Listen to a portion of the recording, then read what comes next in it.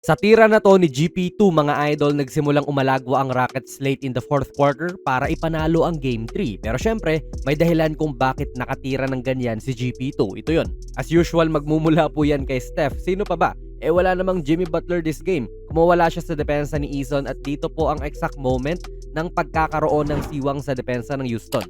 Napakabilis nga lang ng pangyayari kasi ang gagawin po ng Houston dyan ay lilipat na si Van Vliet kay Steph. Si Eason naman po ay lilipat na rin kay GP2. Pero dahil nga ang ginawang screen ni GP2 ay slip screen, mabilis talaga yan nangyayari. Nahuli na si Eason doon. Hindi po nagpabaya si Eason dito mga idol, sa totoo lang. Nag-switch naman din siya, although mabagal nga lang kasi nakakagulat nga rin naman yung pag-cut ni Peyton dito. Kaya ayan po, naging 3-on-2 na lang to at itong sina Brooks at Sengun inaasahan ang pasa papunta sa labas. Hindi pinasa ni Peyton. Kaya ayan mga idol, lusot siya. Lamang na ang Warriors. Napakadelikado nga rin 'to sa kalaban mga idol na ganyang kinukuha kaagad ni Curry ang one-on-one kahit na pwede silang magpatakbo naman ng play.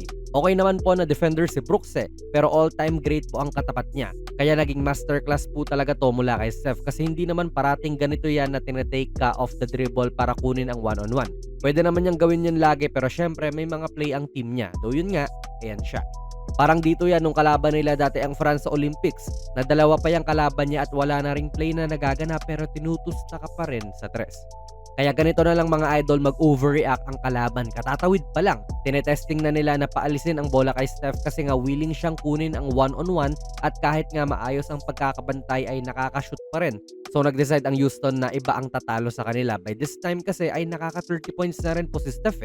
Lusot na naman po si GP2 dyan mula sa double kay Curry. Nakatulong din mga idol na isang athletic player si GP2 at marunong din siyang magbasa ng depensa. Alam niyang pwedeng ipasa talaga sa labas yan and alam din niya na sasabayan siya if aangat siya. So ginamit niya yung athletic ability nga niya para bumali dito. Hindi niya rin pinasa sa labas kasi abangis yung iba. Dito nag one-on-one na po ang Rockets kontra kay Steph tsaka syempre hindi rin nagpadala ng screen ang Warriors dyan.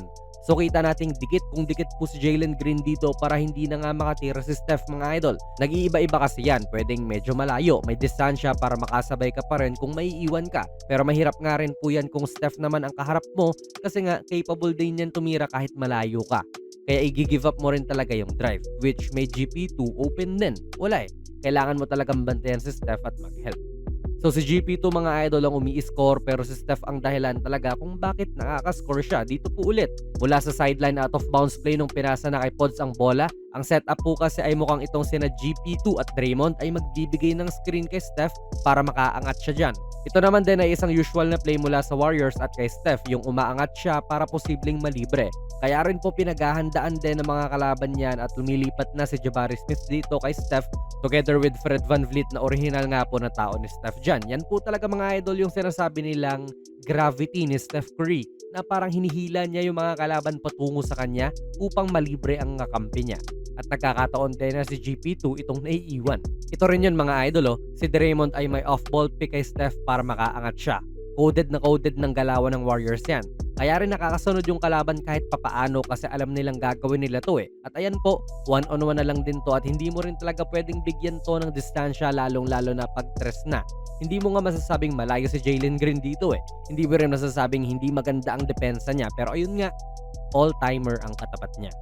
Siyempre habang nangyayari nga rin po yan, si Draymond naman din ang nasa gitna ng mga kaganapan sa depensa para sa Dubs. Risky nga rin to na nag-help siya dyan kay Brooks pero ginagawa na lang din niya kesa makapag-layup to ng madali. Magiging risky nga lang din yan kung idadrop ni Brooks kay Sengun pero hindi naman din niya ginawa kaya good defensive play din po ito.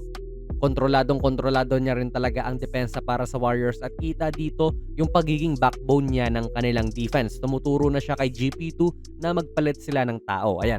Tapos nung binasa na niya yung play, sinasabihan niya muli yung kampi niya na magpalit sila ng tao. Si Pods naman ngayon at susunod na sana dito kay Alpian.